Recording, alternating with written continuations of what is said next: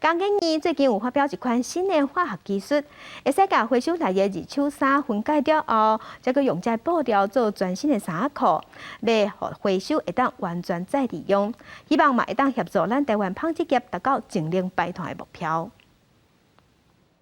先甲回收转来衫裤，加做细细地了后，装入去反应则，透过工艺研发的新技术，原本的材料变做牛奶色的液体，佮再过滤制作出会使再利用的原料。经过加工，一领新衫就出现在面头前。可以从原来都是丢弃或是焚烧，能够发展一个把这些纺织品能够回收，再做成纤维，再回到我们现在穿的这样的衣服。这是我们现在全世界所有品牌商都希望在追求的一个技术。除了二手衫裤以外，更利用农业废弃物，无论是植村的番麦，也是葱头、甘蔗坡，都会使变做环保餐区。我们做出来这个瓶子呢，它不但比现在传统的效果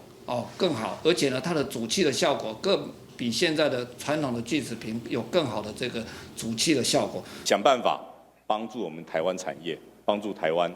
在2050净零永续上面